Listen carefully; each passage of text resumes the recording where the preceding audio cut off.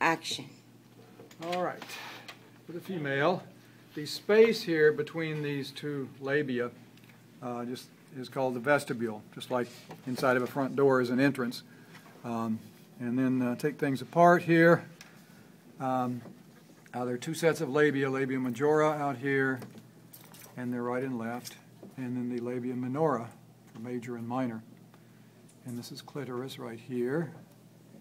This is the bladder, so the urethra, and this is the external urethral opening. It's also called a meatus. It's another word for an opening. Vagina is here. And for the uterus, which is going to be most of what's going to be the most complicated, then the uterus has three layers to it. An outer layer here, very thin, is the serous layer, serosa. It's only about a millimeter thick. And then on the inside is the endometrium, again about a millimeter thick.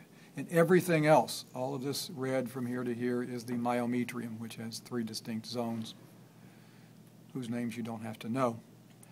Now for the general parts of the uterus, then the fundus is the bulge right here.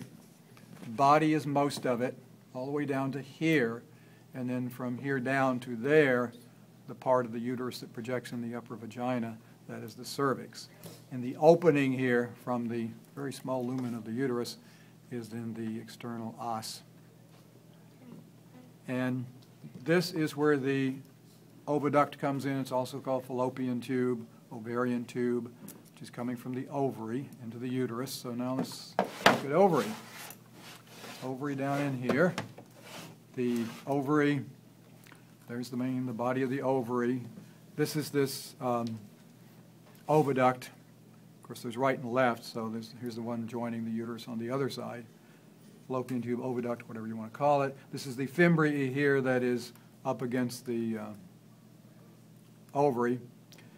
And then we have the mesovarium that suspends the ovary, right here. And then we have a round ligament. And let's see, how many of these do you, I don't think you have to know all of these. You want to put it on pause and check the lab manual? I don't think you have to know all of them. Ovarian ligament. You do have to know both ovarian and round. Okay, so ovarian and round ligament, ovarian ligament. Okay, good. You do have to know both of them. Don't know why I thought that. And I think that's everything on this model. Oh, what were you saying? This one? That's the fallopian tube. Okay. Or oviduct. So when an egg bursts out of the ovary, it's caught in this fimbriae that's like a catcher's mitt, and then it works its way down the oviduct to the uterus, possibly to meet a date with destiny with a sperm. Now, for the male, then the general things, penis, the testis are here, and this is the bladder, urinary bladder. This is the prostate gland, and this thing that half of it's been lost from, that's the seminal vesicle. It's another gland. Now for details. The testis are inside of a double-walled bag kind of thing. The outer here skin is the scrotum.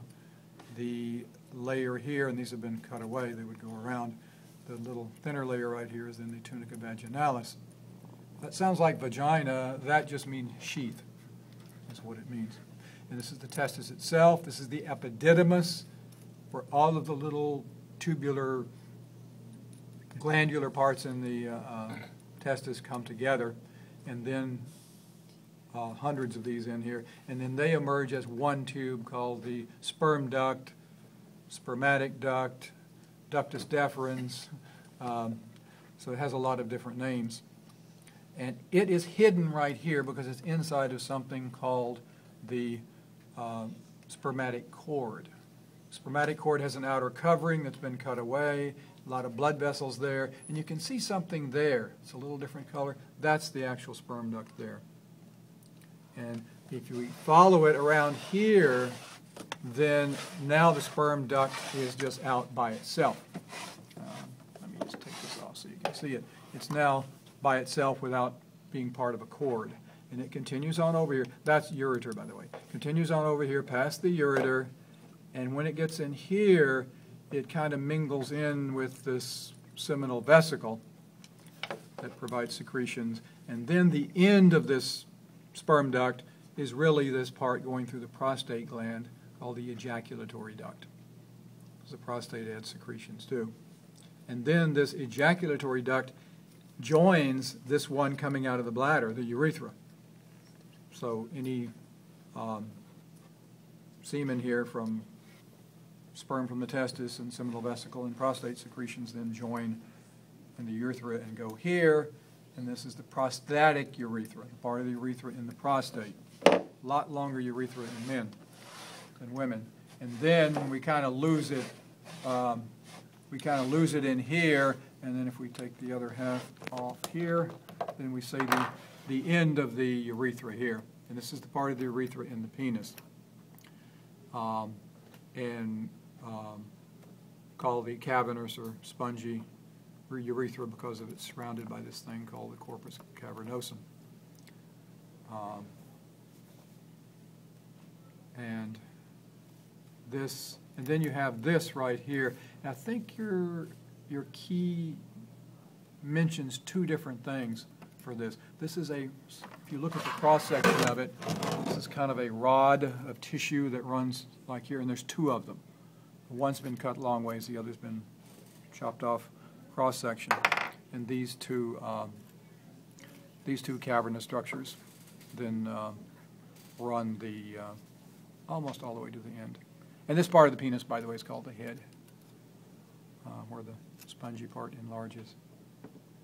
And let's see, is there anything else? I think I've covered everything.